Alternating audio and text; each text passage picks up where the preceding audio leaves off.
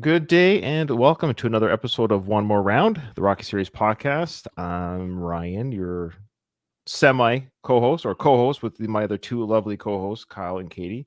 Loveliest first, Kyle. How you doing? I'm shocked. I'm not ready to answer that. I was expecting Katie was going to answer right away. I'm doing just fine, sir. Can't be Good, better. good. And Katie, how are you feeling today? Doing well, doing well. Okay, you hanging in there? Yeah. Fighting the good fight for me and Kyle are Canadians, so we're watching the fight, and I won't say what I'm talking about. Generally speaking, I'm just hang in there. Hang in there. Us Canadians are rooting. Put this way, us Canadians, we're rooting for all the best for everyone too. That's the easiest way to say it. We want everyone to be happy and equality for all. Okay. I did book a trip because I'm like, Oh. I kind of need a break. Right. But Where are you it's going? not until April. Costa Rica. Nice. Good for you. Yeah, that's exciting. So yeah, let me know the date. Let me know if it affects if I need to find a third co-host. Okay. For that date. But yeah, good stuff. Awesome. Costa Rica, never been. Where is that exactly? Like Central America. Central. Okay. All right. I've been to Central America, but not Costa Rica. Cool. Hey, we want to welcome those who are watching us live. Louise is here. It's good to see a friendly face. We don't have any emails. So I don't know what it is. I have to make that call again. It's time for me to guilt trip again. Another 2 weeks of no emails. But we are getting people who are regularly commenting on our YouTube, which we appreciate and love as well. But yeah, a couple of our regulars aren't emailing us. We miss you guys, but I know you're listening, so I'm not going to guilt you too hard because they keep saying that you're listening, but they don't have the energy to email. Ryan, you're going to have to get passive aggressive. You'll be like, well, I guess it shows that you don't really appreciate all the hard backbreaking work and all the money I spend to do this, but that's okay. I'll just keep doing that. I'll just keep suffering. You just go on today. I know it's so hard to send an email. Yeah, according to Kyle, it's very hard. So that's true. It's very hard. I think they believed you. Kyle told you, don't tell them. People were like, you know what? I was going to send an email, but Kyle brings up a good point. It's actually very hard to send emails. Okay. What else was I going to say? I feel like there was like Sly news, but I can't remember now. Katie, are you tracking any Sly news? No, but I don't know when we want to. I wrote down a reminder. Yeah, I know. I love it. No, okay. It's funny. Me reminding you helped me to remember. So that's yeah. Well, it's the old saying, tell a friend, right? We say in the military all the time when there's like a tasking or a timing that you need to make. Don't keep it to yourself. Like tell a friend. So if everybody tells somebody, yeah. Okay. Well, yeah. Let's just tell the story now. Look, Kyle, is there a story you'd like to share that happened at work? Yes. Thank you for asking. I don't know how you knew to ask that, but I did.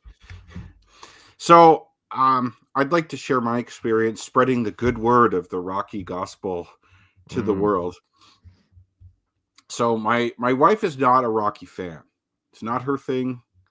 We're very different people. I love her in spite of that. She did watch a bit of the first film, and one of the only things she likes in the first film is an aspect of the Rocky-Adrian love story, where Rocky describes it as each of them have flaws or gaps. He says, I got gaps, she got gaps. Together we fill gaps. And she feels like that's like that with us because we're very different people. We have like different strengths and weaknesses. So she'll be talking to people and will tell them about this. And so she was talking to some friends of hers or a colleague of hers at this doctor's office, a doctor there, and she was talking about our relationship and saying how she likes to use this phrase, I got gaps, she got gaps, together we fill gaps. And this person is only, I think, it's like a brand new doctor, like mid-20s, didn't know that phrase. They'd never seen Rocky before.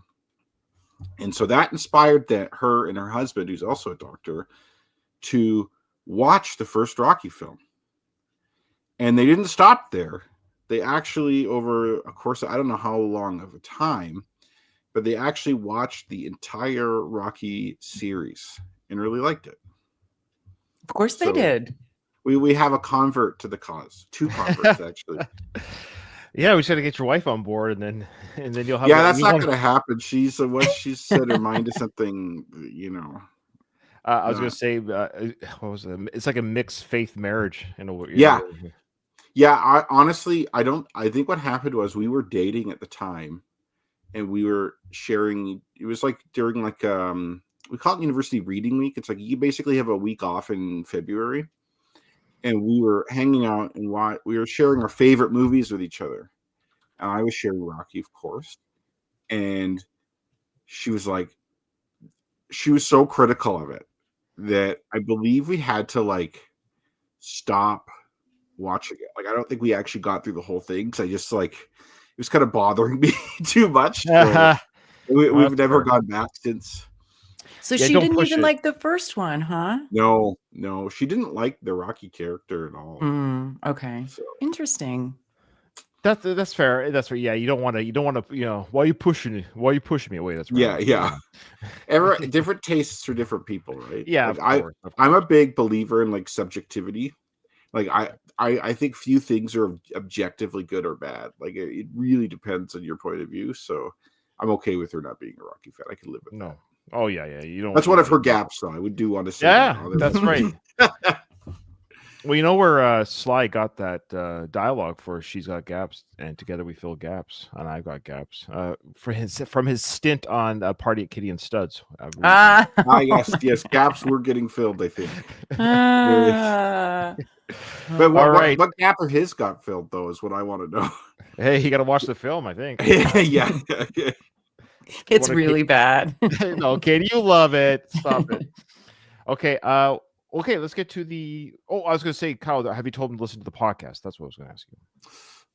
No, because I've never actually spoken to these people, right? So it was just my wife sharing the story with me. I think I saw these people briefly at the Christmas party, but that's not where the conversation happened. So this is all just secondhand information. You know what? It just occurred to me. They may have watched the films. They may indeed have watched the films, but I think they're trying to swing. I think that's their way to connect. That's their way to connect with you. So they're like, "Oh, yeah, we love the film." Wild the other day outside the gym. I saw some swingers in the wild the other day. The wild outside in the parking lot at the gym I go to, I saw a car, and there was like a sticker in the back window of an upside down pineapple. That's the official sign. You're supposed to put it on your porch? They have like the upside down pineapple. That means like we're into swinging. That's like the signal they give to other people and other swingers. I guess like me, who doesn't actually swing, recognize that. Oh, interesting. Well, yeah, I have got a couple people to look into the podcast though who are not Rocky people. You've done a good job. You are a talented evangelizer. Yeah. Well, the key is to play it cool. Like I bring it up nonchalantly. What'd you do this weekend? Things like that. And people are very interested that I do a podcast. It surprises them. I don't seem like the podcasting type, I guess. Yeah, I don't bring it up because people think I talk too much as it is. I was actually really quick. I won't tell the whole story, of course, but I'll just say. Well, actually, no, I won't say it. Forget it. I'll tell you offline. Okay. Paul just came in from our Instagram chat. He's saying hi from Bulgaria. He says it's always great to catch you guys live, and then he says the first thing I hear though is Party at Kitty and Studs. What do you call it? Well, hey, he's doing some traveling. I like it. Yeah, of course. He's the English guy that travels everywhere, right? This guy. I think so. Paulie. Yeah. Louise has a question for us. Why doesn't Rocky have some sort of trauma when it comes to training Tommy after he held the towel while Apollo was beaten to death? I have a potential answer to that. Sure, please. So, Louise, I think Rocky does what all good men do, and they take that emotion, push it down, and try not to think about it. Doesn't think about those things. So that's my only explanation for that. But he does. I think he does. Like he's hesitant at first. It takes some, not a lot, but a little convincing. I guess, but it seems like his hesitations were of just Tommy fumbling his career versus getting killed. Maybe he sees Tommy as like just so young and stuff like that it's like what happened to Apollo as a result of him being like an old man, like being like 42 or however old he was, where and less about like just boxing in general. Like maybe like Drago was like this super freak, Apollo was old, so it's like that's kind of what made that happen. So maybe in his mind, the idea of Tommy just fighting at the lower level pros or even higher level isn't as dangerous. I don't know. But he Louise, should have oh, trouble go. though. He should I think that is a Sure. potential hole in the film. Yeah, I agree. Yeah, great question, Louise. And we want to say we're answering Louise's questions in real time. If you want to be part of that real time discussion, you can watch us on Instagram and on our StreamYard feed, which I plug in our Facebook group, and even on YouTube. Rocco from the Rocky Trivia Book, he's here saying hello too. By the way, guys, he said hello. Louise asks, I'm going to answer this question. Oh, let me start thinking. I will attempt to answer this question first. I think I've got an answer. It goes, how does Rocky use Mick's gym if it's in his son's name, and why doesn't Robert bring that up? So I think simply because he's a minor, and I don't know how real estate law works. This is the Rocky universe to begin with, but I would suspect it's probably just because he is a minor. You could say it's in Robert's name, but the handling would go to the adults anyways. And so sure, Rocky's like, hey son, I'm going to handle things for you, but when you're ready for it and or whenever you want it, just come and grab it from me. But until then, I'll take care of it with you. Or for you. And he says, why doesn't Robert ever bring that up? It's kind of a good question. That would have been a nice little nod at some point, not even in part 5, but even in part 6, if they'd made some sort of acknowledgement that Robert then gifted the gym to Rocky, maybe some sort of or to the people that owned it further in Creed and stuff. We never get that storyline hit on again. It would have been a nice little canon nod that it was once in Robert's name, but he sold it. You could argue to help pay for his schooling or something. I don't know. Maybe Robert doesn't know. Nobody told him. That's true too. He finds out later. Or it's like, oh, okay, son, you want to play that game? You want to play that game of who owns what? Okay, I'll make you a deal. I'll let you run Mixed Gym and get the credit for that, but you have to pay your own food and rent and everything else. Or I could keep feeding you and supporting you, and then you let me use the gym, which is where my income's coming from, you little shit. You little shit. It's I don't know I think it was just like one of those script devices. Sure. To begin with, as to they lose everything but somehow still have the gym. Yeah. And so they just they didn't think it was important enough to. Little things like that are important, but I feel like they were like, oh, let's just write something quick about how they still have the gym. But yeah, it would have been nice. I mean, I think this franchise, of course, we're looking through to Monday. What do they call it? The Monday quarterback? After the Sunday Night Football, the Monday quarterback. I would have done that play. I would have done this play. In the moment, we're not on the field. We weren't there when the film was made. So it's easy for us to kind of kick back and have years to dissect it. But it would be fun if you could wave a sort of magical wand and fix some of these little plot holes, dialogue tweaks, devices, and what this franchise really could have been. Like, to some degree, it could just elevate it more. Not even changing the direction it went in. Just these little I would just like to have seen more stuff carrying over just a little bit more per movie, the way we do with episodic TV.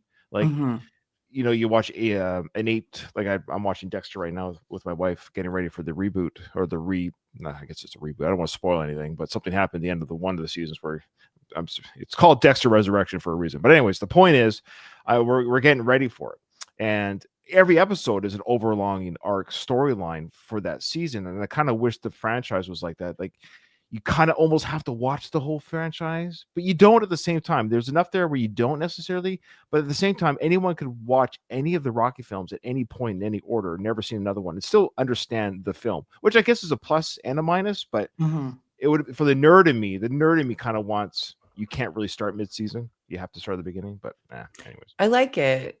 And I think that's for those of us that are major Rocky nerds, I think that's partially why we loved Creed and Creed 2 so much. Yes. Yeah, because Creed they 2 really was like Rocky 4 Part 2. Yeah. Yeah. They brought in a lot. It was like, oh, they went back to that, Which is, I think we mentioned it in the podcast. We actually called the Creed films Rocky. What do we call it? I think we called it Rocky: The Force Awakens. Meaning, when Star Wars, I know, Kate, you don't watch Star Wars, but when Star Wars did Star Wars: The Force Awakens, it was just a rehashing of the old days. It was with the new lens and new characters, yes, but that was the idea, was to bring back the old magic and the old storylines, which is both its criticism and why people loved it at the same time. And that's what Creed was. People criticized it for, this is just the same thing, but it's done really well. I don't know if I should be complaining or liking it. So yeah. Okay. All right. Great stuff. Let's move on. Another question. Oh, he says, how does the gym properly operate if the owner spends all of his time on one boxer. He'd need a lot of staff to help him with who's running it if Adrian is working at the pet shop. We could speculate that it could have. We kind of mentioned, Paulie is selling merch there, but maybe he's not just doing that. He's the door guy. He directed Tommy where to go get changed. Maybe Paulie knows about that kind of stuff. Again, that would have been a nice little touch. Yeah. Had they made Paulie kind of not owner, but operator. I know about these things, Rocco. I can help you. I can help you run things in the gym. I can handle the, the payments. I can handle the pay. I can take my stuff from the docks and make sure that the fighters paid. That would have been, again, that takes 30 seconds of dialogue. I think Jimmy I can't see Rocky like keeping a ledger of like who's paid and who's owing and all that kind of stuff. Like that's not. Oh, you're right. And then Adrian, instead of her working at the pet shop, like Louise is kind of saying, that would have been cool. I could make it a family business. Yeah, there you go. That would have been more a family story. Now the family's running it. It's in Robert's name, but the family runs the gym now. Oh, that would have been kind of sweet. I could see Paulie running it. But yeah. And then what's weird is Paulie eventually goes back to the meatpacking plant after all that time later. Well, that's sort of the Force Awakens analogy in the sense of, we have to put Paulie back there because he was there for the first 2 films. Let's make it a pathetic again. It's the arc of Paulie is really weird. If you actually were to graph, that should have been something you did, Kyle's graph his job timeline, like when and where he was, that we understand where he was in the films. It's because 5 is the most ambiguous. Where is he? Took a few sabbaticals from the meat packing plant, some extended leaves of absence, but he still kept his job, maybe. Because I think when we get to part 6, I think he mentions it's insinuated or mentioned that he's been there the whole time. Well, I've been here for 40 years or 30. Like I think he says something about time or something. Well, he's like, when you're in a place long enough, you become that place. But I swear he says something more about. Well, when he retired, he actually got let go. Yeah. But there's a statement about like he got like a side of beef or something. After so many years, though. I swear there's a years comment or some sort of timeline comment where we like, I think if you were to leave that theater, you say, yeah, he's been there the whole time. But then when you go back and psychoanalyze these films, you're like, where is he in part 5 and part 4 and part? We don't really know where he is working at this time. Well, especially he's not where I don't think he's working at the coming around, and then he's like, I have a job, which is odd if you have a job. You know what I mean? That's right. Because he lost the job at the docks is what we are led to believe. Yeah. Mm-hmm. But he never can go back because there's no evidence he went back to the meatpacking plant in the 3. Until part 6. Yeah, or 4 or 5. Yeah, I don't know. It's just the quantum theory of Rocky, I think, is the only way to explain this. It exists and doesn't exist simultaneously at some point. This is what I mean. There's so much great tweaking you could have done to this series where it would stand. Well, it would put us out of a job at the end of the day. I think I would like to. We talked about a Mickey prequel. Yeah, I kind of wouldn't mind. I mean, even though Paulie is like not a good person. Usually, Mickey prequel is the only prequel that makes sense. It's worth any time. It really with this. I know. I just think it would be fun, like the TV show of Paulie, because Paulie is the sidekick. Like he works with Rocky when Rocky's into boxing, and he doesn't when Rocky's not into boxing. I see a joke. Okay, I have an idea. I want to pitch my idea. Here we have a sitcom called The Paninos. It is Paulie's family. His mom and his dad. It'll be a little bit like All in the Family, a little bit like, I don't know, any other family sitcom you could name. But it just has Paulie's parents, whoever they are, and little Paulie and little Adrian, and goes through their life growing up and all the shenanigans that happen. That would be, and then you didn't have to say it's part of the Rocky universe. Only the Rocky people would know. Yeah, no. You know what's funny that you bring that up, Kyle? AI fascinates me, and actually, I'm really excited by what it's going to do because I saw you see these we all seen AI videos. People do.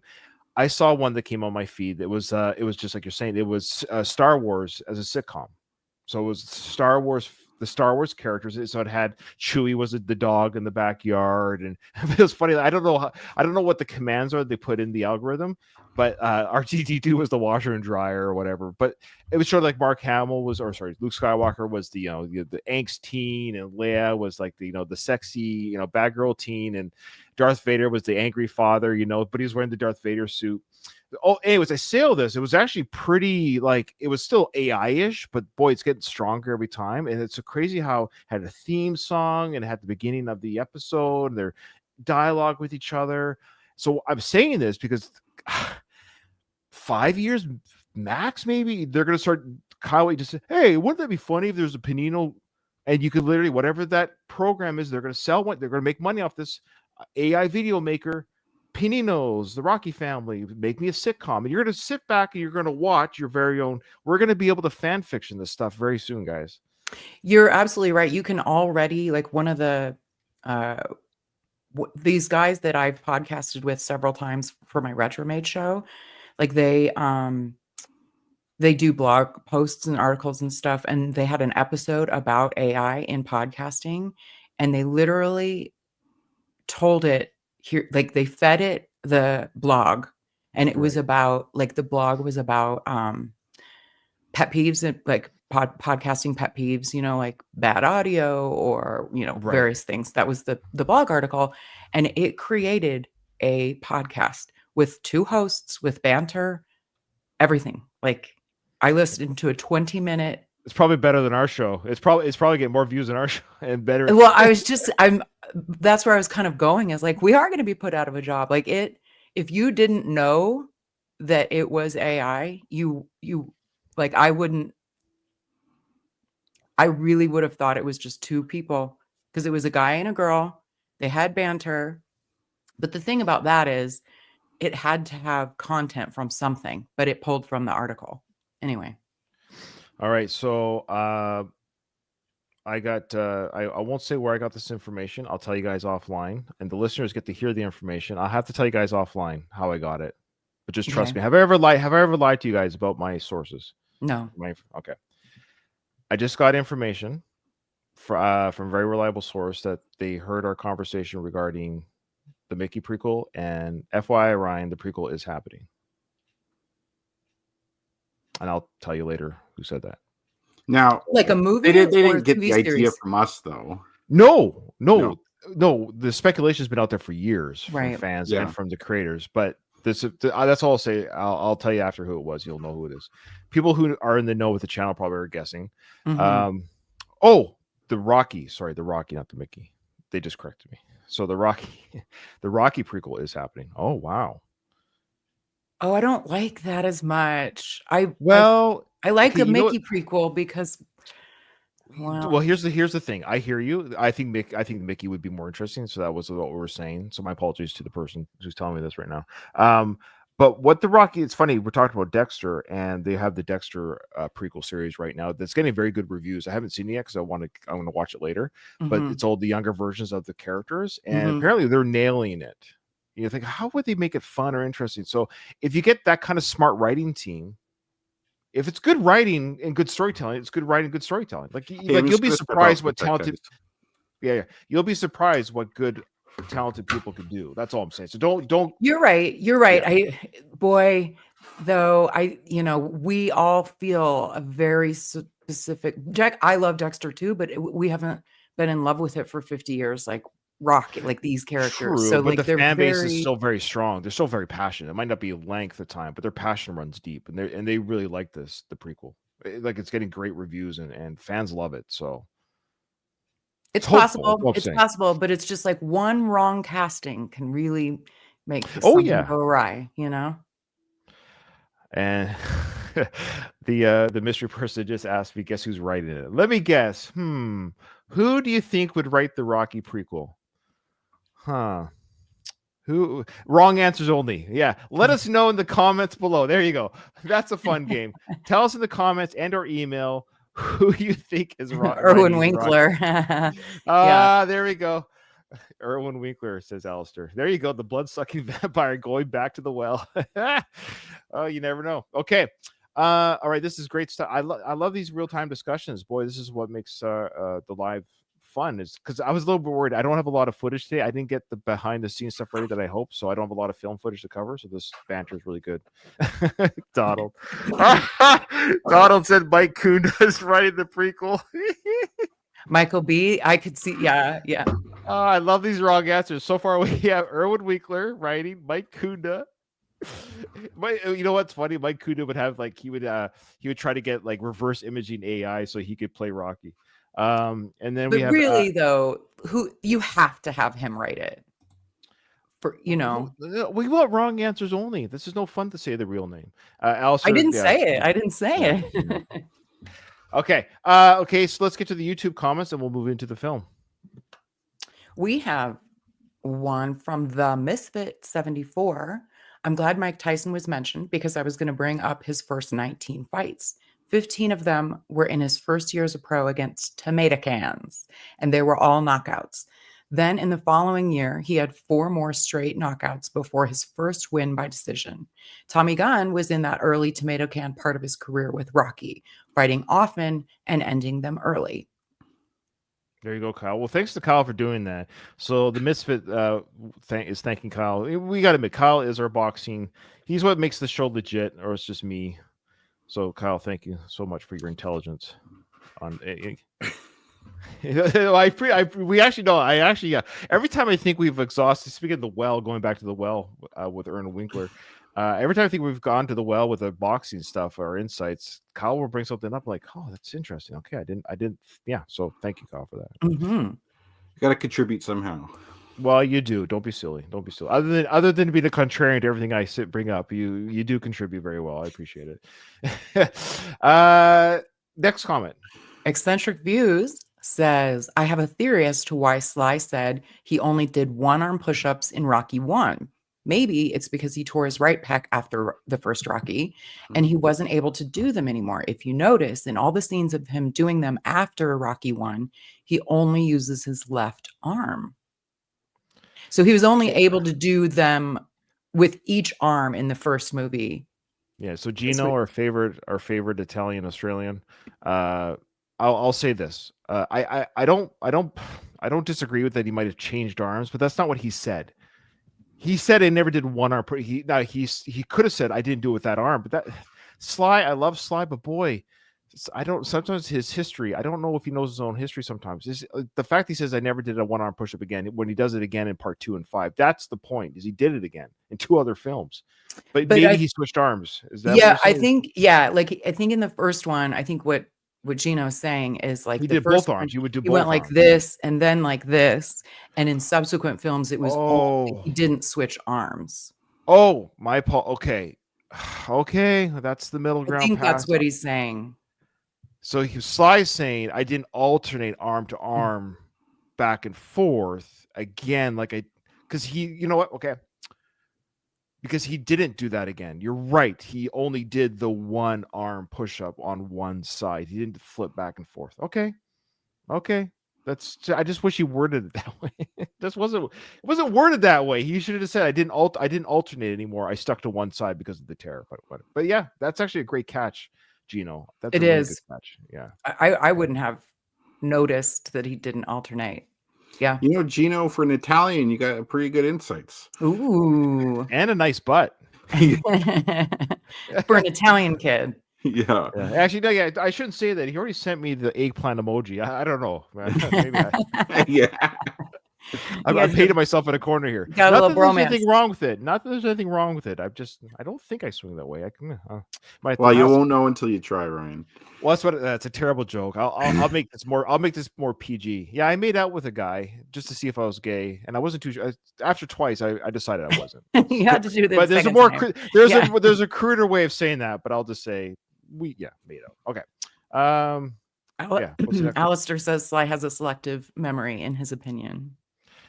Well, we all do. In fact, memory. Good point. That's a good point. We all do. We've proven it on this show with us as co-hosts. So we have proven ourselves wrong with our own memory when we bring up the tape.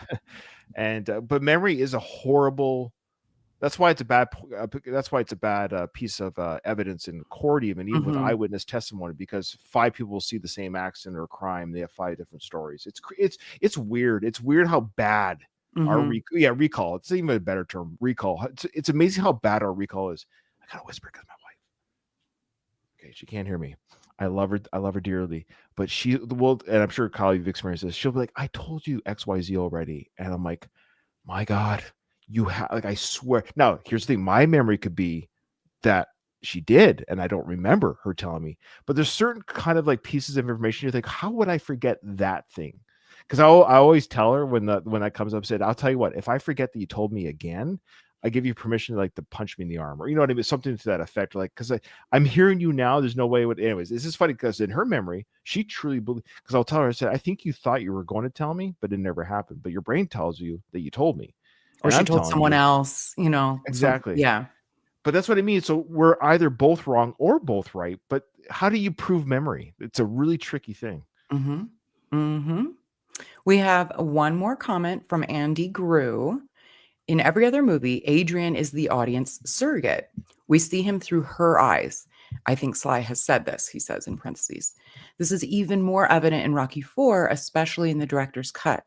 In Rocky V, she's an obstacle. Her role and Robert's should have been reversed.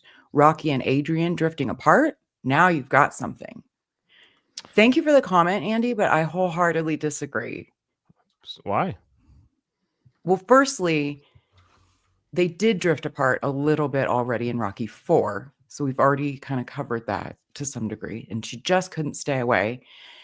And two, or B, that's, I think audiences would turn on it if there was, like, we love the Rocky and Adrian love. And if they were just like normal people, Right. that I don't know if we would like that as much. And then, so Adrian has to always stand by her man. Like the thing about Rocky throughout the whole thing is it's always been you and me. That's what she says, right? It's it's always been them, and problems come, problems go.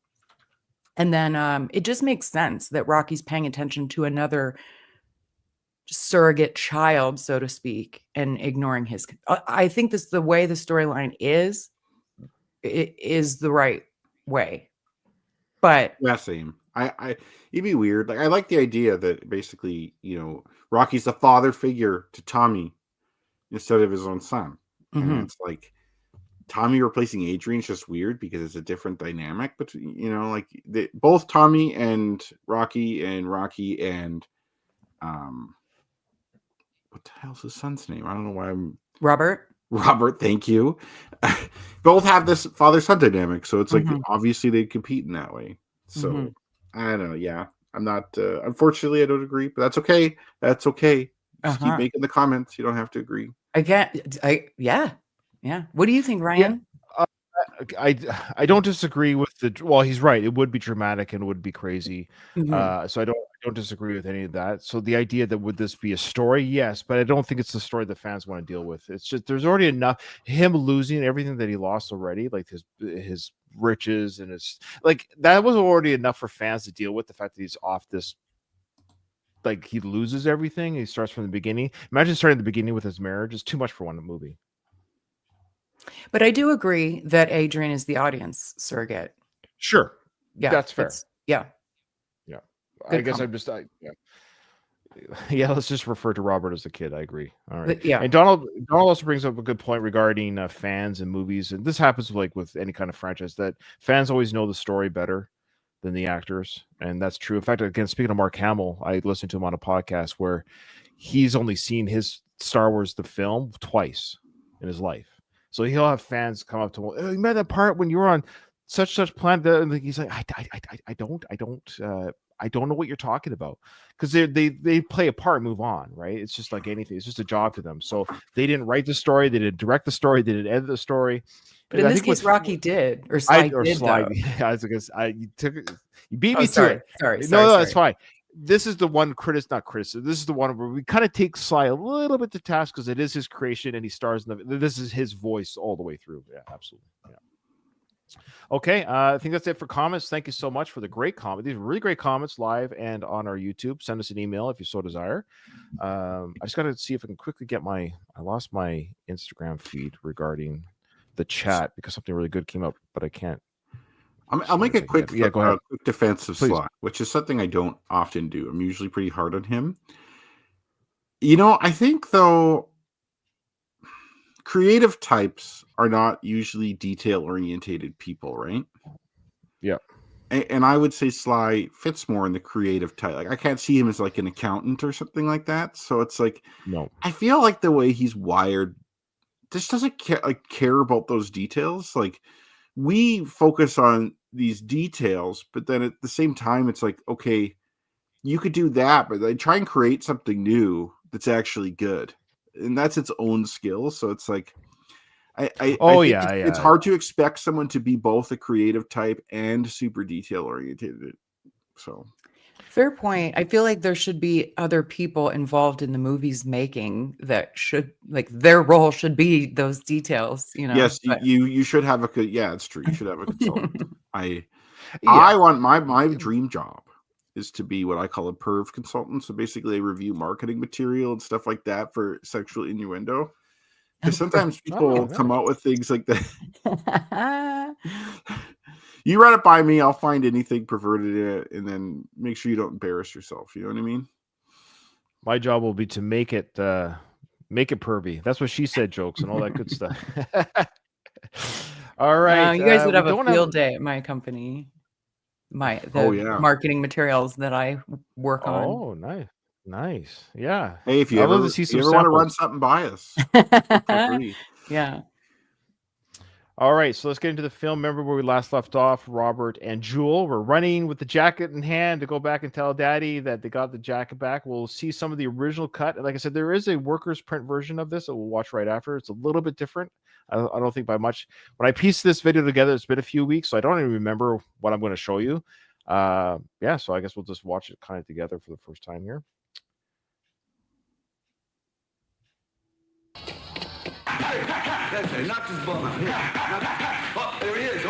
All right, that's right. So we're seeing some extended, like, just Rocky Tommy training, which is great. This is not in the original cut. So simultaneously, we can assume because Robert and Jewel are running to the gym right now, this is what Rocky's doing at work right now with Tommy. Do some training. It's just cool to see Rocky with a punching, what do you call those punching gloves? Pads? Hand pads, thank you. Slip the jab. I tell you, slip the jab. Back and forth, side to side. Here you are. Lay it on. Good. That's it. One more time. Yeah. Look, hey, Tom. You're doing great, the combinations, but you got to learn to move side to side like a windshield wiper, so you ain't getting kicked in the face with these jabs. Back and forth. You got to move side to side so you don't get punched in the face all the time. Again, I guess Rocky's just speaking from his own experience as somebody who. I wish I would have done punches. That. Yeah. Well, that actually, you know what? Like, I wish he would have said something like that. It's like, I wish I would have moved side to side more. Then I wouldn't have, eaten so many jabs. Don't be like me. You want to do this. I'm gonna say, this side to side thing though, that's a big Mike Tyson thing at this time. Mike Tyson was for a heavyweight relatively small. Most of his opponents were a lot bigger than him. Mike Tyson is about 5'11" and like 200 and I think 220 pounds, something like that. Like he wasn't that big. Like you'd have guys who are like 6'3", 6'4" with these really long jabs, right? And so someone super powerful like Tyson, the conventional wisdom is you want to keep him away from you with the jab. And so Tyson's way to get in is he was always moving side to side like this and staying low. And these guys would try and jab him and they couldn't. And he'd get in and then do his damage. So I think Sly's like the reason he's doing the side to side is since he's basing Tommy's character on Mike Tyson and his style of fighting. And that's why he's saying that. No, good catch. Yeah, we know this is the Tyson era. So definitely he's already drawn a lot from the Tyson era in this film.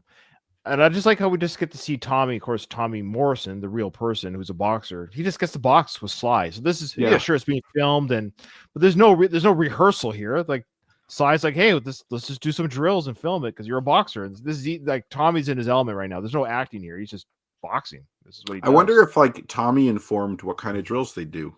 Like if I'm Sly, I'd be like, hey, what drills do you want to do? Like what drills are you comfortable doing?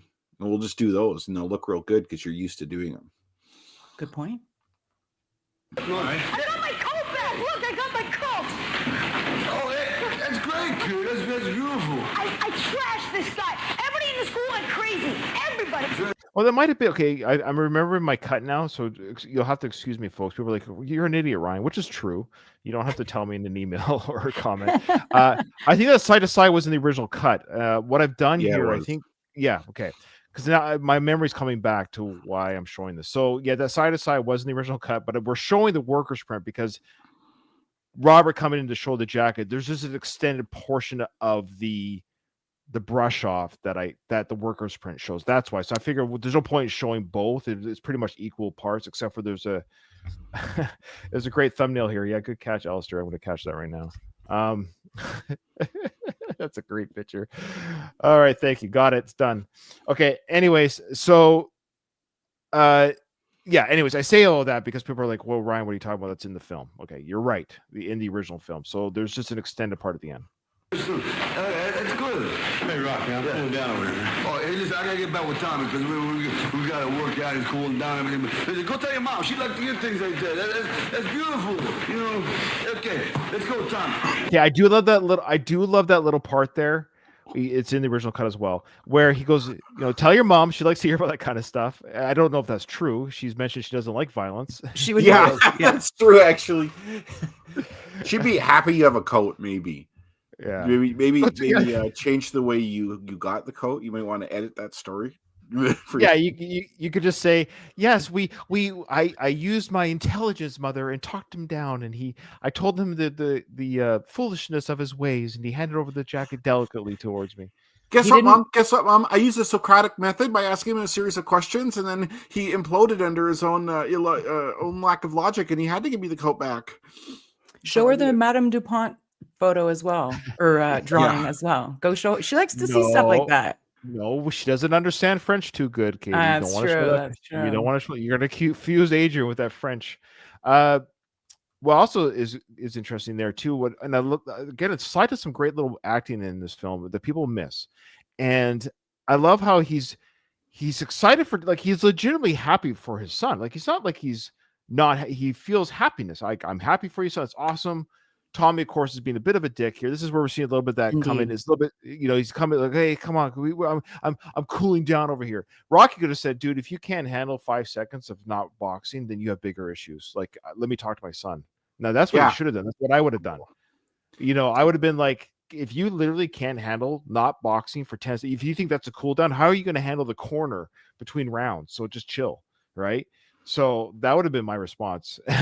Or just keep go do something. Punch air, shadow box a bit, dude. But that is designed to show you that Tommy's starting to think that's on purpose, though. The reason why the dialogue is there is to show the audience that Tommy's starting to think selfishly, because it's coming in his mind now, the championship. He smells blood in the water. He's just which isn't bad, but he's focused on the championship. Okay. The other thing I like is, though, Sly he does this like little, like, that's great, you did, it does a couple little moves to show that's great, you did this, and then I just like how Sly does that, like, yeah, that's cool, you did, to show Robert that's great that you knocked out the kid, and we'll talk about it later. But yeah, he should have brushed off Tommy, but he went to Tommy's request. He makes this gesture at the end, like he's like, like this, like very like openly dismissive gesture. Like, well, it was in combination with him saying, okay, like okay, go little boy, go away now. Like, yeah, he goes, go tell your mom. And he's like, yeah. And then he goes, yeah. And then he goes, yeah, that's great. That's what he's like, that's great. I think he's just showing, hey, that's great, but I gotta get back to work. I don't think he was meaning to be rude, but of course, a teenage boy is like, yeah, Dad, thanks for listening. Oh, I'd be so pissed off if I was Robert in that situation. I'd be really hurt by that. Mm-hmm. My dad just like, yeah. Oof. Okay, what's the extended? Oh, it's coming. So, like I said, focus on Paulie. I think it's just Paulie. That was the whole cut. I know it's weird, but they should have kept it. But I like Paulie's reaction to that. So Paulie's witnessing the whole exchange. We haven't seen him yet on screen, but he does witness the exchange. And then we don't see Paulie's thing in the original, right? Because so far everything I've seen has been in the original. He is in the. If you go back to the original, he's there, and then it cuts off really quick. But they show more of the workers kind of Come on, that's it. Now come on, lay it. There he's there. Put my hands on fire. Come on. That's new there. My hands on flat, or that. Yeah. Okay. That's right. Good. Come on, lay it on me. Come on. There you go. Yeah, it's just why they cut that, I don't know. Why? Because you see Paulie totally recognizing. Because remember later in the film, well, we might see it in today's episode. I think we should, where he says, "Your ship is sunk, Rock." This is Paulie gathering that evidence right now. He's seen it right now that Tommy is taking Rocky completely away from not only his family, but you're going to see that the focus of Tommy is just about Tommy. So that's regarding George Washington Duke and the house and the girl. But Paulie's first clue that the ship is sinking is right there in that scene. They take it out. Mm-hmm. I don't know why it was literally 3 seconds, but it was worth me showing you guys that he does his little hat thing. He looks back at Rocky and Tommy after his kid leaves. Like even Paulie recognizes that's a bad sign. If Paulie recognizes dysfunction, you're in a bad place. Yeah, Paulie's like, hey, I think you're being a little insensitive here. Ooh. Well, you know, Paulie has always kind of been that, like he sees Rocky being taken advantage of or people trying to take advantage of Rocky. He always sees it, even in the first film. w- Remember, he says, "Do you like them? You know, they're talking crap about you on the TV there." Like even That's he right. recognized that. Yeah. And also in the montage in at the beginning of 3, in the audience, he's seeing that these are not great fighters. Like he's like, "Oh, here we go again." Of course, Rocky knocks this guy out. And you know, they were handpicked. You know what else was handpicked, Paulie? The beer that you're by Andy gave you handpicked beer, the cheapest beer in the bar. Oh, stupid joke. Never mind. All right, here we go. Next scene. Kane, the new heavyweight champion of the world. You think I have a chance at that? Absolutely. You could. Hey, Tommy, everybody's got 2 fists, right? And a good heartbeat. You got a chance, right? That was do you a think of really that dumb comment. What do you? Yeah, I was gonna say. What do you think of that philosophy? Well, he's trying to instill hope. Like anybody can have a chance. I had a chance. Anybody, but that's not what Tommy wants to hear. He wants to hear, "I'm not just anybody." He wants to hear, "Am I talented enough? Do I have the right skills?" And Rocky's like, "Well, anybody could. Any schlub." It's weird to think that Rocky character now, who's training Tommy, is the same incredible trainer who trained Adonis. Because it's a different. Now you could argue, yeah, wisdom, years, okay, that's fine. But that's what I'm. But we're seeing, and I guess you could argue that's maybe good writing. That Rocky's not very, because Rocky is humble. Yeah, there you go. Maybe that's the connection. Because again, Sly wrote this. Why did he write it that way? Because you're right. So much like remember. Sorry, I'm all over the place. Remember, of course, Tony talking to Paul. You're the best. You're the best. Women want you. Men want to be you. That's what you're saying, Katie. Is Rocky says. No, yeah, you're the best. You're hungry. You're brutal. You know, fighters are you're making a name for yourself. They're afraid to get in the. You're right. You have more than a chance. You are the future champion. That's the Tony talk. Mm-hmm. That's what Tony would be saying to Apollo. Rocky's like, well, I'm a humble guy. I don't know. I'm humble. You know, I don't. Yeah, he looks mad. I don't know. Like, so he looks kind of mad. I think Rocky's comment made sense given his perspective. Like, I understand why Tommy might not appreciate. Like, I agree with Katie that Tommy might not like that line of thought. But from like Rocky's perspective, I don't think Rocky ever saw himself as anything special.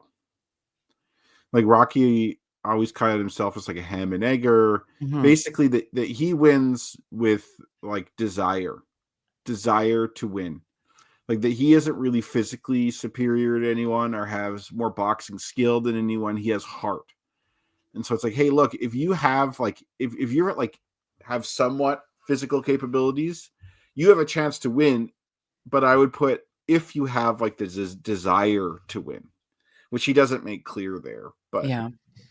That's what I mean. Is he is. You're right. He's seeing his career like he's thinking like a Rocky, not like a trainer. Mm-hmm. Yeah. Mm-hmm. Good point. Okay.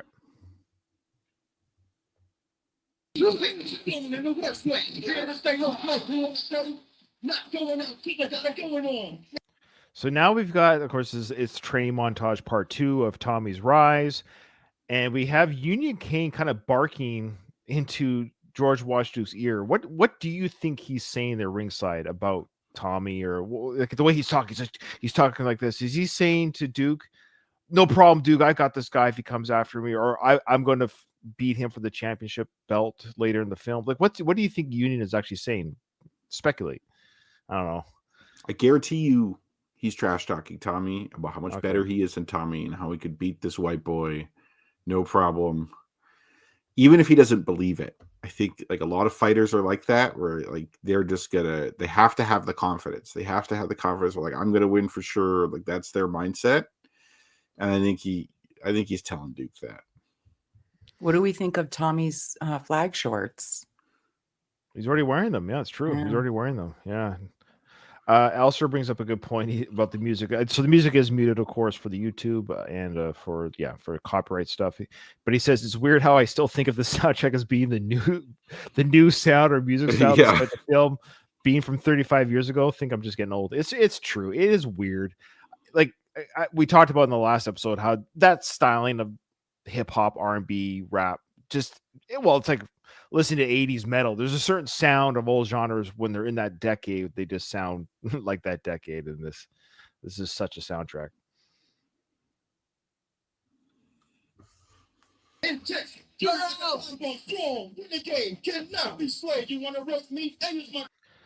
Okay. Oh, Kate, are you frozen? Is she gone?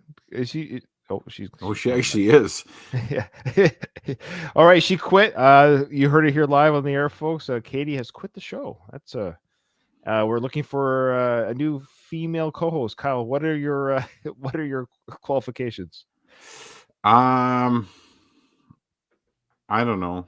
I could be really unreasonable sometimes, and never mind. She's back. Oh, she's back. Sorry, guys. I don't know. Everything was spinning. Nothing was. Oh. I had to leave and come back. Sorry about that. No, it's that. okay. We were already putting out a call for a new female co-host, but you came back. So I was about to go and drag. That was my plan. But, boy, I better up my game, man. So what do you think? You're doing. Trust me, you're the reason why half our audience is here. I assure you. Okay. Oh, maybe I'll wear a low cut shirt next time. It's winter time. I have to be warm. No one will complain on this panel. I don't think that's the issue. Nobody will complain on the panel. Okay. So now we're doing a little callback to Rocky 3 with the bubble training. How amazing is it Rocky's doing bubble training? I forgot all about that. So is that magazine? That's a montage of the magazine bits behind him. Yeah, it's a very quick little scene, but it just looks, I don't know. I'm trying to think of a non-derogatory term here of how this looks. It looks very. Come on, help me out, guys. What's well, the exact Rocky's blowing Tommy. He is blowing Tommy. That's fantastic. I think I have another screenshot. I don't know which one I'm going to use for the thumbnail for this one.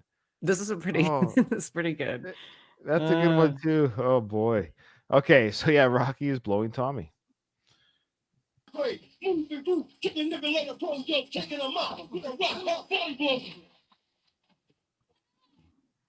There's the girls, fans. Oh my god, she's got crimped hair. I love that. I've never liked crimped hair. No, I don't. It's a bad look, but I just love that. Yeah. The nostalgia of it. Yeah. But yeah, that's not. It's funny. It looks like if you were to do a Halloween costume. Yeah, like a caricature today, like a character. Yeah.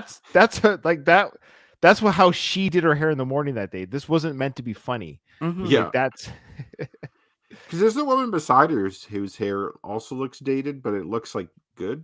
It's a little bit. You could almost pull it off today. Like if she walked into a store today with that hair, people wouldn't necessarily give her a second glance. But the crimped hair, people would be like, "Yeah."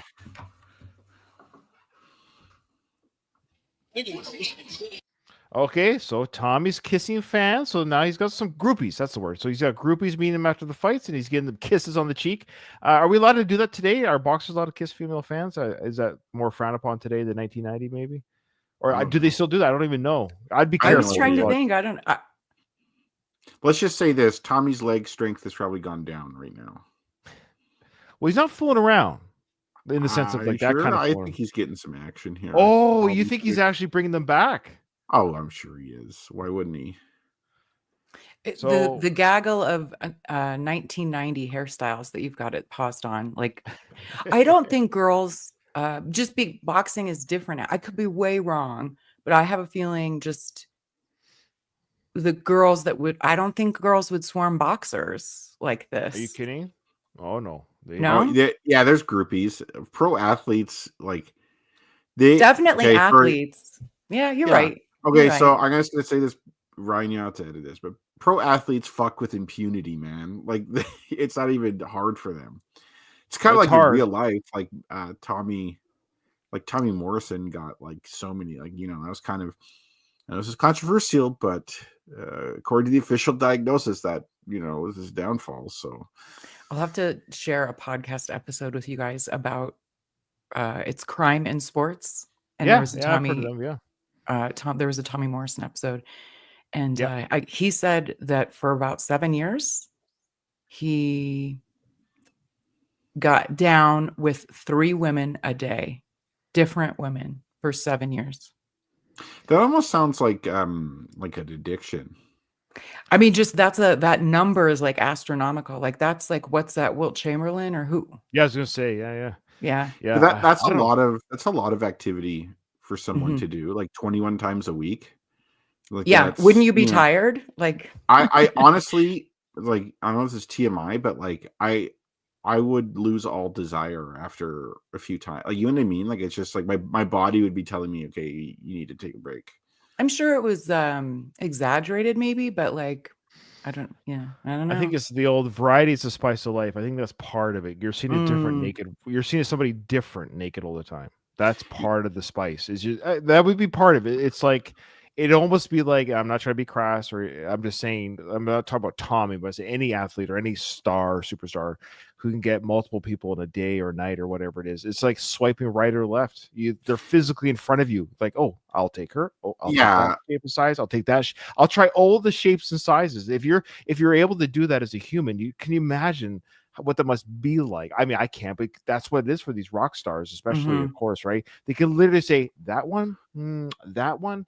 It's like they're trying all the flavors. That's what it is. Yeah, and if you took, like, just theoretically every single man on Earth and gave them that opportunity, or you could basically sleep with whoever you wanted to, whenever you wanted to, a large share of people would take advantage of that if it was like in like a consequence-free bubble. Right. Of course. Yeah, we're talking hypothetical, theoretical. Yeah, but it's like, I think too, like, I remember, like, for instance, I heard like some celebrities say too that, though, it's like, when you can get something so easily too, it also loses its appeal. Yeah, of course. Like, Well, part of the taboo appeal is of great. something is like what you, Taboo. So I would say if you're doing 3 times a day with 3 different people, that, to me, in my unqualified opinion, that would be some sort of like compulsive sexual behavior, like some kind of addiction, or like you have like basically like a mental issue at that point. Like, that's way beyond what a normal person would do. I have to tell you another story. Even I was given that opportunity. Sorry, I stepped on you there. I have to tell you another story off air. Sorry, very quick. I'm not even joking because I don't want to incriminate myself. Donald brings up a good point or interesting story. He says John Cena told Howard Stern about having a sixsome with 5 women, but he rejected it because he was overwhelmed. He became overwhelmed during the process. I can see that too. It's almost too much. You're like, I don't know what to do. What am I Dolph doing? Lundgren has talked a little bit about his time too when he was with Grace Jones and just the wild nature of he's like It's man he's like, there's just too many. I can't, like, she's too. May I quote the late great Tupac Shakur? Please. Ladies, take it easy. Hate to sound sleazy, but tease me. I don't want it if it's that easy. Very well said. That's actually, and that's kind of what Kyle was saying about the if it's too accessible, it loses its luster when it's just it's there. It's fun to woo somebody, to not chase them, but when I say chase somebody, it's to pursue a relationship, to get to know them, and they anticipate. There's something to be said about that. I think even celebrities would, because that's a human experience too. But yeah, there are truly sex addicts in the world, both who are rich and not rich. That's a real thing too, obviously. And I'm guessing too, like, if you're in that situation, you might become attracted to, like, Because, like, okay, if you're a pro athlete or something, you do have a gaggle of women who will want to sleep with you at any time, but there will be some women who won't for whatever reason, right? Yep. Like, you literally can't sleep with everyone you want. There'll be some women who, for whatever reason, they're just like, no, I'm not. It's probably like them you'll want to sleep with, right? Like, you'll very be like, oh, I like her. I wish I could sleep with her, because you can't have it. You want what you can't have. Yeah. 100%. Yeah. Yeah, that's been my whole life. I've wanted every female I've ever come across because I can't have any of them. That's been my experience all the way from high school onward. I get it. I can relate to that. It's sad. Okay, this part always stresses me out. Those backwards sit-ups we talked about, the over the back, bending the. Yeah, it's not good for you. I don't It's know why impressive though, so I appreciate it in the montage. Sure. I guess Yeah, it's like so. a physical feat. But I'm not even talking about I'm talking about over the hard ledge. Look, when Rocky did in part 4, when he was free in the air with using his legs and stuff, I think that might be okay because you have that hard edge like on your you're bending the spine backwards. Where I think it's safer. I'm not a workout guy, but I think it's safer to hold your body rigid, stiff, but just use your legs and hips and stuff, and keep your torso straight. I've seen Like trainers comment on that Rocky doing those sit-ups like that, and they were like, "Do not do that." Oh, okay. I'm not sure about the Rocky 4 thing. I don't know about that, but like, yeah, on that hard ledge, like, got to go on like basically like 90 degrees, and then back. That's not good for you. No, it makes you go eek because I've said it before where watching bones break and bend and bodies break and bend on like I can't. Ugh. Plus, it's like when you get older, you're more aware of that now because like I feel like in my 20s you can get away with doing stuff like that. Sure, because your body's just in such good. Now that I'm in my 40s, I'm like, oh, that seems fucked up. I'm not gonna even try that. Hey, I'm in my 40s too. We're all in our 40s. Look at us. Hey, did I say you're not? I don't get it. No, you didn't. I'm just trying to be part of the okay. gang here. Because I just want to not say for long. Not for long. That's the part I left out, Katie. That's the part I left out. But yeah, I like aging. I think it's awesome. Like I'm getting a couple gray hairs here. I'm like, all right. I like some Asians. Oh, aging. Sorry. I don't like aging. I need to find a magical hard G. I don't like aging. We'll make that clear. All right.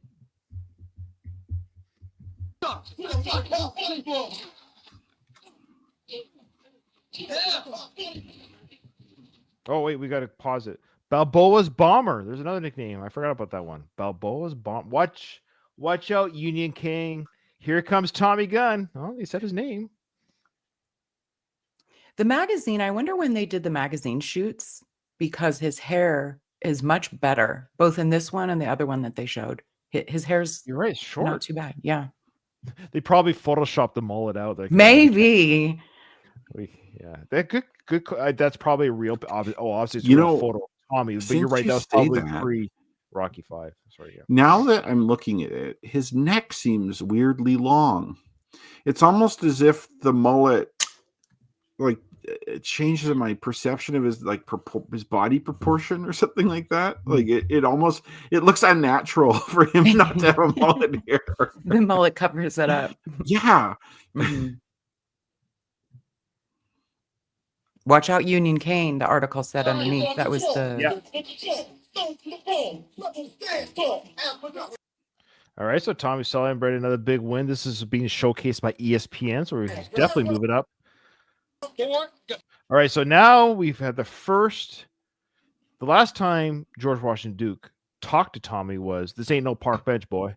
That was the last time they spoke to each other. Now he's popped in right. Good catch, yeah. Yeah, so now he's popped in right after he celebrates the win. Union King, just like Adrian, he's like magic. He comes out of nowhere. Yeah. I love Duke though. I love that character. Oh, I love him. Like, he's such a scumbag, but he like owns it. You know what I mean? Mm-hmm. Like, oh yeah, he has fun playing the part. For yeah, sure. I wish I could have been on the episode of the old show when you interviewed him. Oh yeah, I gotta find. I'm having a hard time. I remember I talked last time. I'm having a hard time finding those old interviews. I don't know where they are. I gotta have to keep looking. You have the gift of the interview though. You did. I don't think I would be good interviewing people, but I wish I could have just been like an occasional commenter on that that. Did Yeah, you? it was fantastic. He was so good. Yeah. I think I can't remember. Did I say he wasn't too crazy about it? I kind of feel bad, but I had him in the moment where I either made him say "only in America." I think I got him to say Only that. in America. Oh, I yeah. I think have a feeling what was actors it? hate saying their. Yeah, Maybe not. Like, maybe. does Yeah. I don't do know. people? You shouldn't. You shouldn't. You should Good embrace point. it. You're right. Like Arnold saying, "I'll be back." Do people ask him to say that all the time? Show me your leadership capabilities. Sorry. Yeah, yeah. What Kyle's referring to there was a chat that we had when we talked about Bill Hader, and I went on YouTube right away to watch the clip, and it's very funny. Yeah. And his Arnold impersonation is pretty impressive. Pretty good. So, Yeah. yeah. And what makes it funny too is that it's a true story, and that's totally Arnold. Yeah. I might just insert the clip now, just so people know Yeah. what we're talking I about. always say that. I say that to my kids. I get obsessed with things and then do it over and over, and then I stop doing it. And right now, I'm in this stage where I'll ask my kids I'll ask my 5-year-old to do something. I'm like, get your cup, go take it over there. Show me your leadership capabilities. Does he look at you funny? Like, what the hell? He's so love it. used to me doing stupid stuff like that it doesn't even faze him anymore. Like he doesn't even ask questions. He's just, He's like, "Oh, it's just dad." yeah. That's my whole. That's My my whole kids think that experience. this is what dads are like. Like they haven't gone over to people's houses enough to understand. Yeah. They're they like, come to my "What?" house, they'll realize all dads are this way. Absolutely, yeah. A See, good why dad isn't your dad weird? Like, or your dad is weird. Your dad's like Yeah. not saying quotes all the time. Why is your dad so weird? And actually, My friends' dads don't speak in quotes. yeah. So this is an interesting dialogue that George. This is how he introduces himself to Tommy again. Boy, you got hands of gold. I guess that's a metaphor as well. Well, maybe Mm. gold gloves type of thing, you know? No, I think it's a combination of your hands are like everything you touch turns to gold, right? The idea that you can make money. Yeah, I like that. Yeah. So, boy, you got hands of gold. It goes, now I want to introduce you. So right away, I want to introduce you to somebody. He knows human beings, man. He's like, hey, this is a young guy. I'm going to get some. I don't want to. Hands go. Hey, I want you to do somebody. There's Karen. Here's some huge tits you could stare at, and she's actually put some of her own pheromones on her neck that you could probably smell. That's a trend now, by the way. Like, I'm gonna basically like wave this piece of meat in front of you like you're an animal. You're like, come here, boy, come here. You want a treat? You want a treat? God. Okay, Rocky's just kind of standing there. Imagine if this is the 70s. Rocky is Tommy, and then Mickey's the trainer, and someone like Duke comes up like this after a fight with some girl. Imagine what Mickey would do. Like Mickey would absolutely lose his shit on this guy. Like, get the hell out of here and take your chicken ass woman with you or whatever. Like, move your chicken Mickey asses. Would have shut this guy down immediately. Mm-hmm. Rocky is so non-confrontational that he's just gonna stand there and let Duke do whatever the hell he wants. I think he's also a little bit like bewildered by what's actually happening before his eyes. Like, wait, what?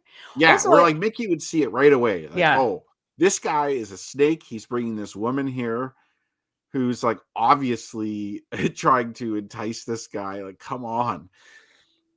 What do you think of Karen? She's hot. Is she? Yeah. She's God, yeah. Really? Like she looks a little dated. Like her hair's Their hair is dated. Like that, but are you kidding me? No, I mean, yeah, I'm redhead sorry. with big tits like that. Yes, she is. Yeah, but her actual face. Look at her face, you guys. No, she it's has fine. I don't know. I find her. Well, she's got the pretty, Bridget Nielsen type jawline and face. She's from Denmark, so that's her name is Delia Shepard, and she's 67 now or 64 now. Yeah, so she's young here. 35 years ago, yeah, she's I guess she's 30ish here, 29, 30. No, I mean even when I was 15, I saw her on the screen. I was like, yeah, Tommy, I get it, brother. Yeah, man. That's interesting. Like, I get the boobs, but like, find any woman with no. Wait, slow down. You don't get the boobs because no, you don't. Like because you do. Men, no, I mean men do. Katie, your problem is you think like a woman. That's a problem. women are picky over stuff. Like you guys are picky over little details. Mm-hmm. We are not. You really have to lose in this sense a few IQ points in you cannot be in our mindset. No, I think I understand. I think where I was going with it is any large-chested woman would do. Is it right? Is that what you're sure. like? Yeah, she Sure. doesn't have to be a redhead, but I think a lot of men like redheads though. Oh, It's no, rarer. Also, redheads are rumored to be like really good and bad. I don't know how true that is. I've never slept with a redhead, but that's the word on the street. Like a Maybe fiery redhead. Both my Maybe- sisters have red hair.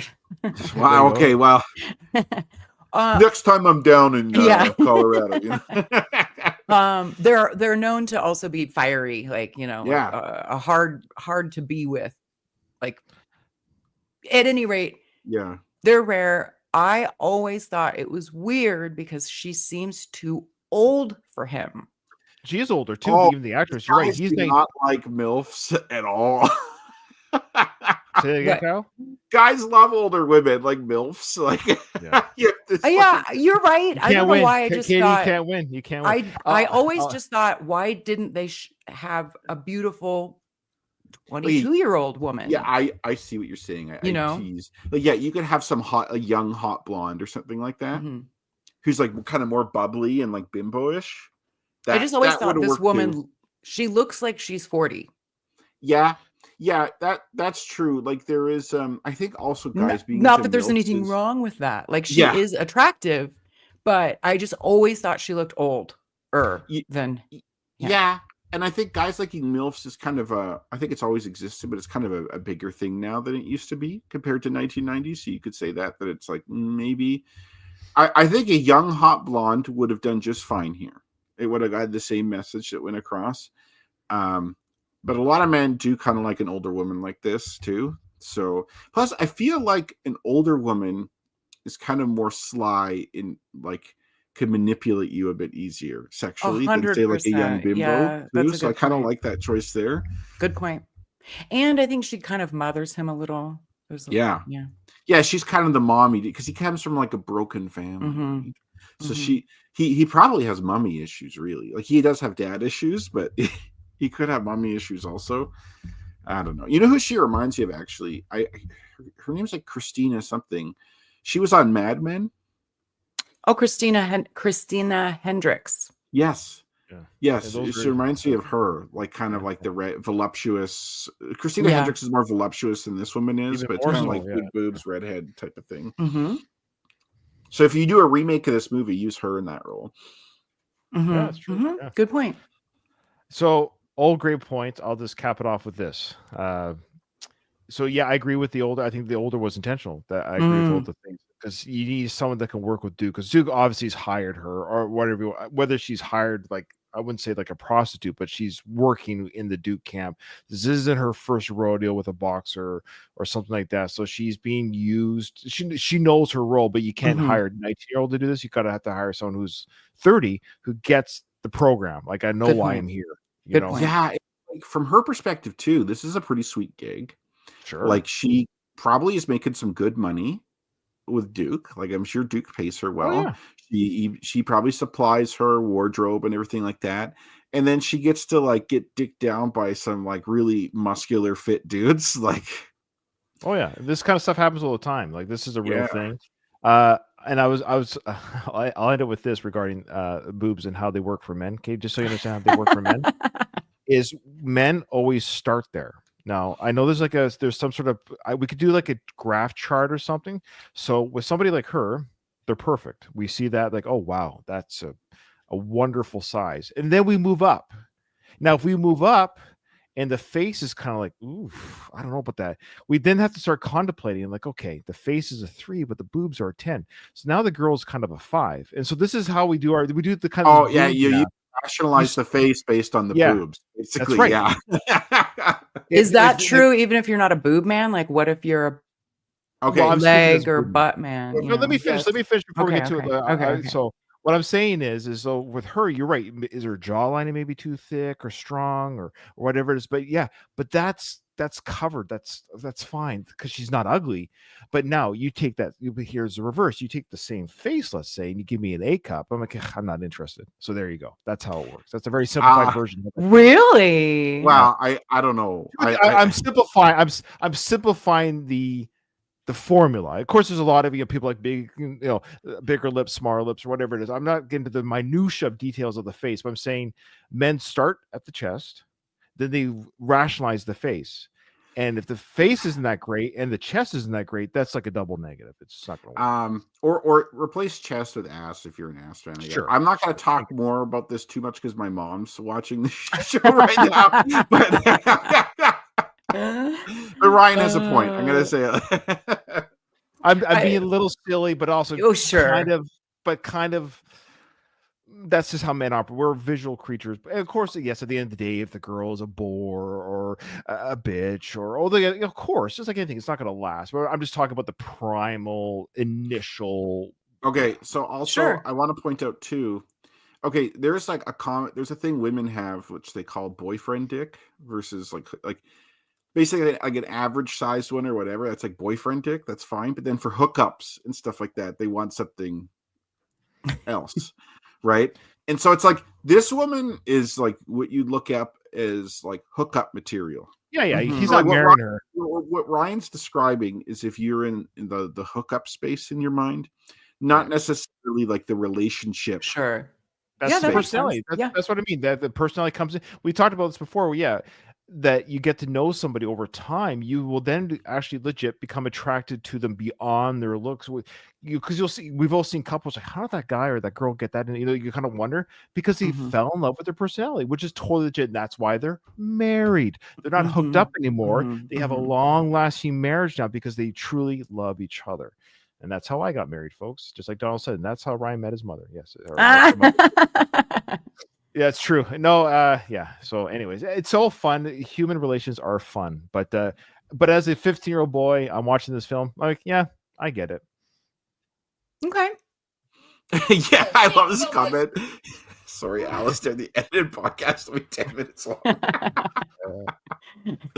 True enough. So already, family photo. Who says that?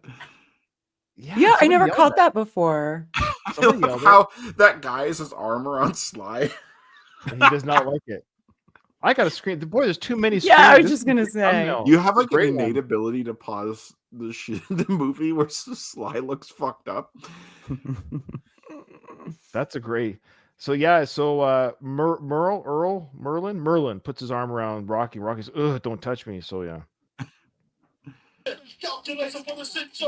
So that picture makes the cover of the National magazine. Yeah, Rocky is not impressed having Merlin put his arm around him. He's being roped in. He's being roped in. He's being roped into this program. I'm not part of this. Look at how timid he is. Like Rocky is like continually like this. He does not stand up for himself. And they're Polly and Jimmy is there too. Yeah, Jimmy doesn't like it either. Mike? Yeah. No, this is Jimmy. Mike. Oh, yes, that's right. No, this is Michael's in part 1. Jimmy's in part 5. Yeah. So what's interesting to hear, of course, these are Tommy's cornermen, but they're not there part of the celebration. They're literally down there. I just want to get this in, Katie, from Paul Lee. He just said he just wanted to let you know that Delia Shepard, who plays Karen in Rocky 5, she's no Katie, that's for sure. So there you go. I don't have like double D boobs, that's for sure. I know it's the one flaw. We'll talk about it. We got some finances. I'm telling you guys. Well, I mean, we're teasing. Kyle rolled his eyes at me. I'm just especially as women age. I would say bigger is definitely not better. You know what? Like, honestly, God, I'm sorry, Mom. Mom, stop listening for just a second here. Okay, I need you to like plug your ears or something. There's great things about big boobs and small boobs or medium boobs. Like they all have their own appeal. Like I can see that. Of course. Anyways. No, and I'll say this too. It's funny. I'm talking to like 15-year-old Ryan when I saw this film, but as I've gotten older, I know it sounds corny, cliche. It truly doesn't it doesn't matter to me the way it used to. It's a teenage thing. Of course. It's definitely a male driven, like an immature mindset. Yeah, but it's funny as I've gotten older. I'm like, oh, it actually doesn't. I don't think like that anymore. That's Yeah, my perceptions of what's attractive as I age is dramatically changed. Yeah. Like I'm a lot more like open-minded towards what's attractive than I would have been at like 21 or something. I Any think comments I make, they're or just as for a entertainment teenager. purposes. Yeah. They're entertainment. Ryan does not speak for the One Yeah. More Round podcast. Yeah, they're all entertainment purposes. All right. Okay, here we go. Sorry. So yeah, they're not a part of the team. They're not too crazy about that.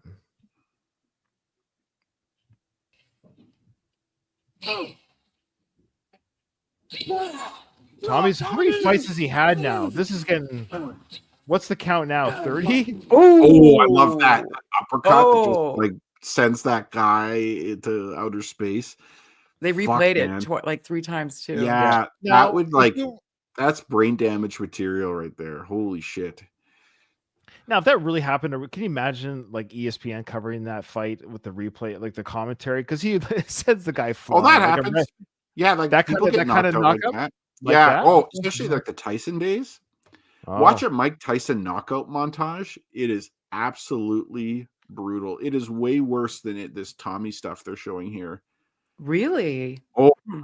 oh, I'm gonna have like to look it up.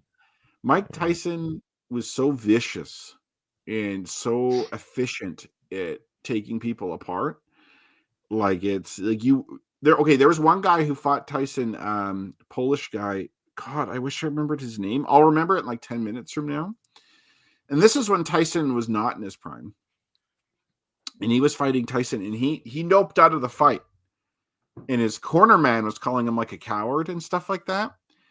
Tyson literally cracked his skull.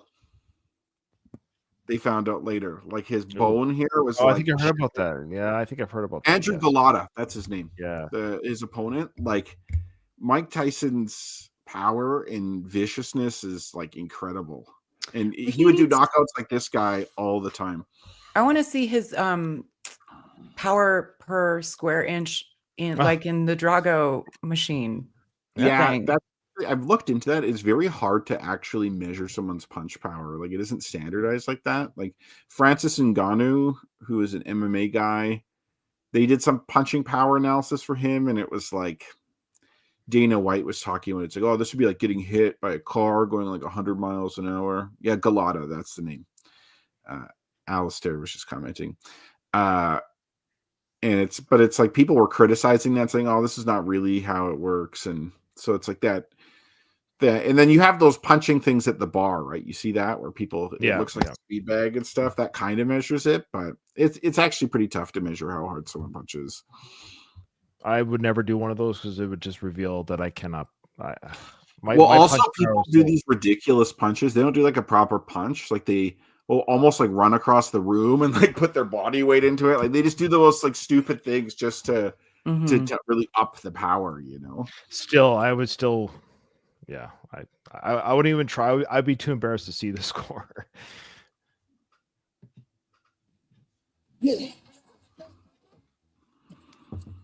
Oh, I hate that we missed this sound here. Yeah, you hear Duke making this like primal, like animalistic sound from the cry. He's like, oh, it is weird. You're right. Yeah, for our audio listeners, that's when Duke does that yell. It is a weird post edit to put in. I was always like creeped out by that watching it growing up. There's another golden screenshot. I know. Too many. You got Robert here with the It runs in the family. With duck lips. Yeah. Yeah, let me get that one too. I might just have to do like on today's episode. We just got some great thumbnails, and just leave it at that.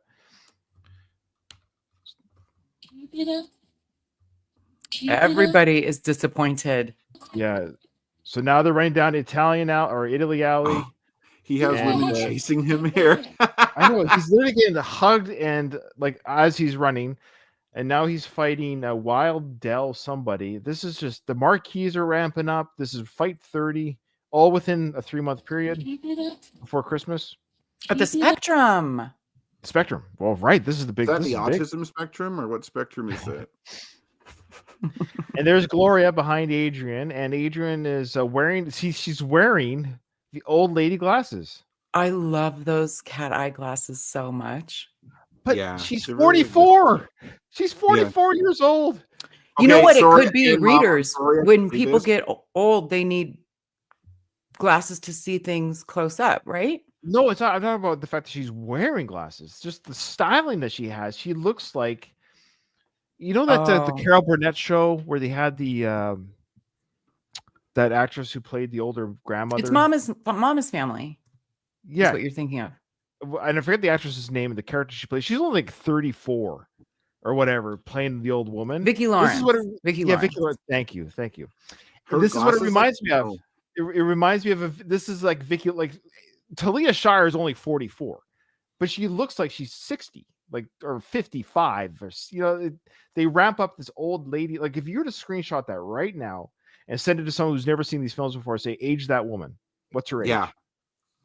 Yeah, I think it was True. all the leaded gasoline back in the day. That's my theory why people age But so much. I think this is Adrian's natural. Like she is more of a dowdy. Like even in the first one, she's 29 and she dressed like that and wore those glasses. Yeah, but where's the Adrian from part 3, man? Well, she again, I think like she got money, and so then she had a stylist, and Okay, now she Ryan. doesn't. So what this reminds me of is like not that I've seen these, but I've heard Sure. that sometimes in adult films you'll have a woman who will look super. They really go out of their way to make her look nerdy like that, and then it's like there's the switch. The glasses come off. The hair comes down. It's like, oh my Is that what your God. friends tell you? Is that what your Yeah, friends tell you? Tell me, I've never seen this before. Never seen this before. The Oh my gosh, librarian she's look. super hot, but you didn't know that at the beginning. Yeah, like the librarian, the librarian Mhm. who she seems reserved and quiet, but she's actually has a bunch of pent up sexual energy. That's basically Adrian, I think, right now. And she's going to use the paper as, of course, litter box. Yeah, I like that actually. I like that whoever Right. started doing that. Like a hot toy. You take a mom, like you know an Android. I have another problem with this too, actually. It What's just that? showed his 16th. Takes his 16th. The paper Yeah. had a number. That's So wrong. 16 The number's fights in way less than 3 months. But it's way more than we saw more fighters, but I wasn't keeping track of the trunks. Maybe they were showing a few fights twice. Who knows? But he's fighting way too many white guys in pro heavyweight boxing, man. Like I think he's fought like 2 or 3 black guys, but I keep showing him beating it. That's why he's doing so well, is he's fighting other whites. yeah. Good point. Now Tommy is now not happy that he's been called Rocky's puppet or whatever, robot puppet. I think he's going to throw the paper now at his own trophies or at Rocky's trophies. I feel like the media is like too unreasonable in this movie. See, that's pretty disrespectful. He threw the paper at Rocky's belt. Yeah, I honestly don't think like magazines would be that vicious, where they'd be like Rocky's robot and all this kind of stuff. Like they seem like obsessed with that, and I know they're just trying to make a point in the movie, and I know they have to make Tommy upset and build, because otherwise, why would he resent? Yeah, that's the storyline. You're going to be the bad guy if you're using these scare tactics, the Italian chicken. whatever it takes to get Tommy in the ring. Alistair does want to ask you, Kyle, all those films, are they any good? Asking for a friend. So yeah. All right. I think you might I think I could be wrong, Alistair. I think you could probably just Google, maybe just try some keywords there. I don't know. I'm not sure what those keywords are, but just the internet is your pearl. Go out there and grab it. Okay. I think they should just rename like the incognito tab to like porn tab. Like just call it what it is, right? Like anyways. There you go. The big beat up there was a black boxer there, Kyle. You happy? You happy? Yes. It's all about. Dude, yeah, now Duke's like, yeah, he actually is good. Yeah. You know. Yeah. I wasn't sure now we before. know. But this is a great headline. I like this one. Rocky's gun aims at Kane. That's a great use of the words there. That's actually a great title. See, I like that. That would be a job I'd love to do. Is like, Kyle, I need you to come up with some magazine titles and covers and design them. And like, I need you to come up with some clever titles and stuff like that. That'd be such a cool fucking job. I love the American flag too in the background. Yeah, it's weird. There's the American flag just in the background. Tommy Gunn versus Jeff Langston. We're going to just kind of power through the end here. We're almost done. where he says your ship is sunk. That's it. Yeah. There's your boat, Rock. There's your boat, Rock. And then Rocky goes, "What boat?" What boat? The one that's sinking. And that's because Tommy. Now, see, remember it was Jimmy and Paulie still standing on the floor when that family photo was taken. Now Rocky's there with them, and Paulie's like, "You're not even up there with them." Yeah, good catch. What they should have done is Rocky is in charge of training only. Paulie is in charge of the business aspect. Because Paulie is crass. He doesn't care about ruffling feathers. He could go tell Duke to piss off. He can go grab Tommy and say, "Hey, what are you doing?" I think at this point, Paulie feels like it's not his role or whatever. But if you actually made Paulie in charge of that, be like, "Hey, Paulie, I want you to look out for Tommy's business interests. I want you to do that kind of back end management. I'll work on the training." There's a chance Duke wouldn't get his hooks into him. But with Rocky managing him, forget about it. And here's the title. I think this is the last title. Is when will he get a title shot? Tommy. He's been Gunn. boxing for 3 whole months. Why doesn't he have a title shot? The last what I paper had mean. a question about it too. They're serving, the papers are kind of serving as Tommy's thoughts, I guess. Yeah, no, it's a great montage. It's a great Mhm. message to the audience of what's going on here with Tommy's mind and da da da. But again, you're right. So we have to say this is really everyone in 3 months, maybe 4, is saying like that's the dialogue after a 3-month run. I guess. Well, I guess if he is like a Tyson-esque person, I mean, it's sort of Yeah. like, yeah, I guess. I mean, Yeah, it took that's Tyson a couple of years to get a shot. Actually, it took him. Tyson took about 2 years, I think, to get us. Like he got the title in '86. I think he started pro in '85, like early '85, late '84. So now George Washington Duke is showing him his new pad, his new sex pad for him and Karen. It says Tommy Gunn at the top. At the top. You come with the Duke, you can get the kind of payday fights Balboa could only dream about. To the victor goes spoil. I love how he says to the victor goes the spoils, and the edit shows Karen. Yeah, she's property, basically. Yeah. But I've she always comes caught with the that. deal. I've always Yeah. caught that though. That was intentional. To the victor Oh, goes the yeah. spoils, and then it shows Karen. In her fucking fur coat. It's fake fur. Don't worry. Mhm. Now he's at this is the last. I know we're running a little bit long. We're just at the proper point to end here. So Tommy the Machine Gun versus Tim Sims. This is Caesar's Palace. Oh, there you go, Kyle. So it's funny. The last 2 legit fighters have been black. Now So he's there you getting up high, so he's starting to fight black dudes. Mhm. That tracks. The real fighters. The real fighters. Yeah. Ooh, Shut you, up, Tommy.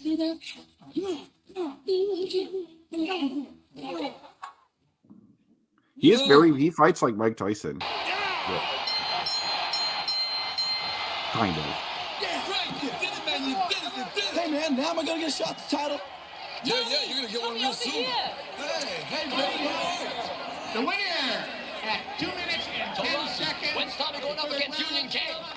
We gotta talk about How does it feel to be a for you. Rocco, you ain't worth it, buddy. He fought a great fight, you know, Paul. You super sunk, Rocco. It's sunk. Huh? I like the robes that they have. There's a machine gun between Tommy and Oh, yeah. It's great robes. The robes have Mhm. been amped up. So I wonder who's financing that wardrobe. Is that Duke? Is he still is he helping the team with the money and wardrobe money and stuff? I think they're starting to get some money though. Like he's not getting the multi-million-dollar payday fights. Okay. But as he's getting higher, he could be getting like 100,000 or 200,000 for a fight, which is like to him a lot of That's money. not Duke's money. That's just money that they're legit making from the fights. I think so. I think Rocky's making some money. Like I bet you Rocky's making an okay living being Tommy's Yeah. manager. Like That's fair. not yeah. like you're in a palatial mansion living, but like you can pay your mortgage and pay your bills Nope. and stuff. And So I like the idea that Rocky's team, like Rocky and Paulie, hey, we got to amp up the robes and get machine guns on there. Like that was their discussion. I kind of like those little things like that. Again, in 3 months' time, they got that all put together. Good stuff. Okay. Yeah, lots of great stuff. We could talk forever. I love talking with you guys. I know I respect your time, of course, and our viewer and audience's time. Yeah, this is a fun discussion. The train montage is over. The media is a buzz. Tommy wants his fight. And the next scene is a great scene because it's the Christmas family drama that comes up. So yeah, it's gonna be a lot of fun discussion. I got to piece together the workers print because I haven't watched it yet, but I guarantee you there's probably some deleted scene from that family drama night with the Santa and everything. So, all right, any final thoughts? Yeah, he's great. Who said it last time? I can't remember. It's Kyle's turn. Okay. With that, this episode is over. I didn't hear no bell. That's pretty